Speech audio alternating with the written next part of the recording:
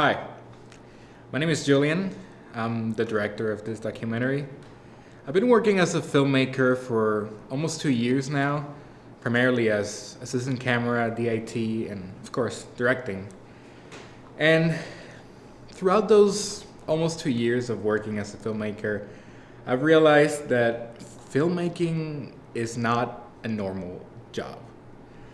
A lot of stuff can happen on sets, stuff that we're not prepared to handle, and we just gotta deal with it because that's what we do. And yet, I still find myself so drawn to filmmaking. I wanted to know why. And filmmaking being a collaborative effort, I decided to get together some filmmakers and actors and have them talk about on-set experiences that are not necessarily positive. To finally get to answer that question, why are we still making films? With that said, this is On-Set Nightmares.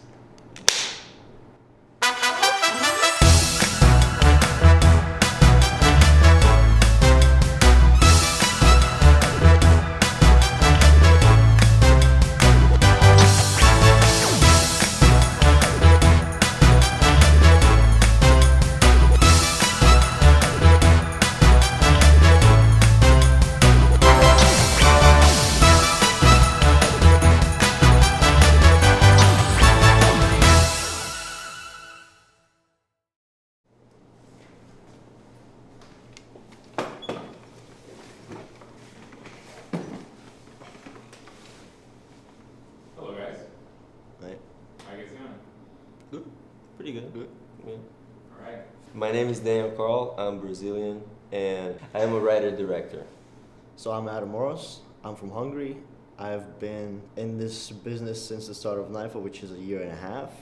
I'm also a writer-director like this guy. I'd like to think I'm a pretty good writer and a director. We'll see.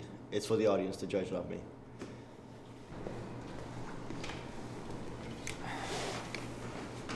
How's it going? It's going all right. How are you? All good.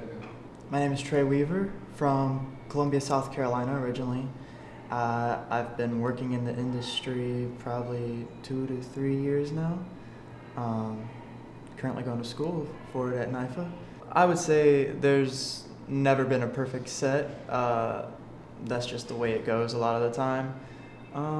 I've had a lot of positive experiences on set, but at times it gets stressful.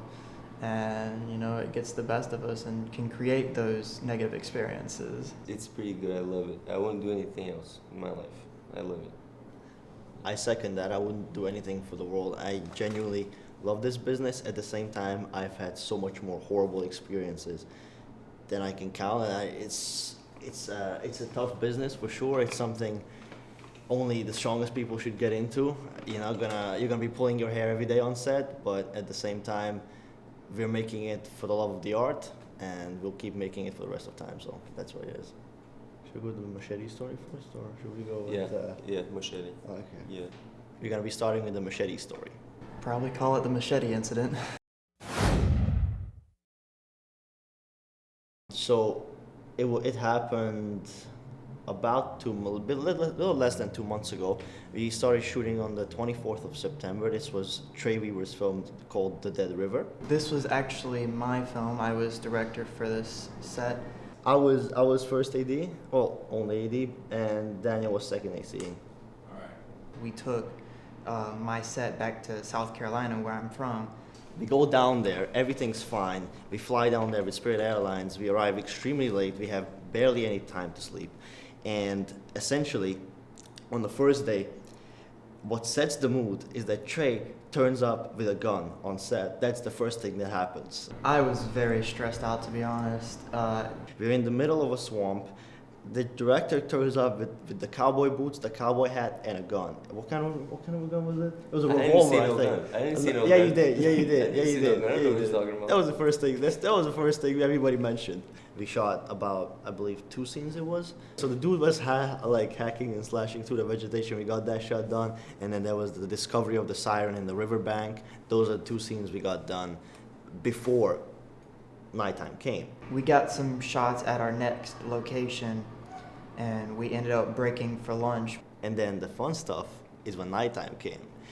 The director and The the DP DP, did they that. had an idea Yeah. to do a transition shot where you would move the camera. We had to leave the camera in one specific position because we wanted the change from day to night to be instantaneously and to have that exact same frame to go to. My DP made sure to make an announcement to not touch the camera, otherwise it would mess up the shot. No one told me not to move the camera, so we do. Me and the gaffer, my main man, we moved the camera to the other side of the river. I'm walking with my DP to where the camera should be, and we get there and it is no longer there. And it was just a lot of miscommunication, not understanding each other, specifically between my DP and, well, the rest of the crew actually. He was the most unprofessional person I've ever met in my entire life. At this point, I'm like, it's day one and I'm already at my wit's end. I'm breaking down. When I break down, I go very quiet, and my DP knows that. Out of nowhere comes the DP screaming like, "What are you all doing?" And he's throwing curse words at us left and right. What the hell, man? We told you not to move the camera. And we're just in shock because we don't know what the hell's going on. He comes over, he gets in our faces, every single one of us, and then He picked a fight with the gaffer and me. It became a verbal altercation between me and the DP and the gaffer. The gaffer starts to get a little bit aggravated. The crew didn't take that lightly and began to. There was a lot of shouting matches, and the person who was handling props, I had a live machete on set, and she was supposed to be handling it, and she was one of the ones that was getting really frustrated with him in particular. and All of a sudden, comes out of nowhere holding a machete. We thought it was a problem because we had two machetes on set. She started shouting at him and started waving the machete around. But then we saw that the actual prop machete was lying on the floor. She was holding it like a gangster, like in the dude's face.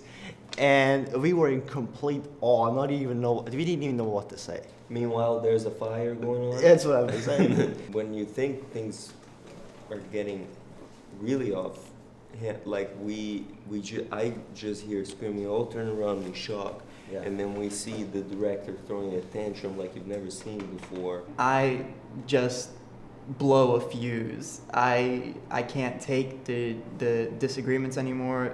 People need to stay in their lane and just work together to make this project happen. So I begin shouting, and this is not like me. I'm normally a pretty calm person, quiet person, but it just brought it out in me. I had had enough, and at that moment, everybody just shut up and was quiet because they'd never seen me like that.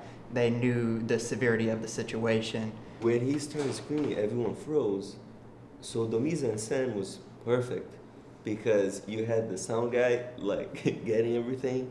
You had the production designer holding the thing at the DP, and then The director was copiously crying. Yeah, I had to take a few seconds to walk away, he just goes into the woods and disappears. but by the time that I came back, everybody was at least being professional with one another. And we all look like children who misbehave in kindergarten. We don't know it with our faces, like we're looking down, no one's saying anything. We went back to shooting, and then the rest of the day was fine. I enjoyed that shoot really much, actually. Yeah, afterwards. Yeah, it's first day everybody hates each other. Last day, by the last day, everybody loves each other. So I think the basis for entertainment is conflict, and I don't think anyone's gonna make a documentary about something that went like sunshine, lollipops, you know. yeah, And yeah, you learn. I learn something every day. I don't know about you, my friend. I But I definitely learned did. something new every I day. definitely do. And It felt like Trey's Apocalypse now. It's like the Heart of Darkness type situation, yeah, except it wasn't as excruciating as Coppola's, but it was the same setting in a way. We've shot films since then, and it's been a lot of the same people who are on my set, and we're learning from these experiences. You know, and we're just working better as a team. We love these stories. I'm not channeling more stuff like this to happen in my life. No, thank you. But you learn something new every day, and yeah, it's a funny story to tell. You know, it certainly builds character. So, There was a true sense of camaraderie by the time we finished, which is what anybody can wish for. Even despite all these, setbacks, what's most important is that these are, these people that we've met, let it be the actors or other crew members from down south, are people that actually we want to work with again and still text, and we consider them friends. And that's what I personally, then I'm speaking for myself, do this for the betterment of the art. So I would not do anything else. And all these hardships we have to go through, because any set you're gonna step on is gonna have these in different proportions. But in the end, it's all worth it. It's all worth it. And we keep going, and that's the reason we keep going, because we love this art form so much, and we love the people that's involved in this art form so much. Lots of fulfillment in film. I mean, if you didn't have that fulfillment, why are you here?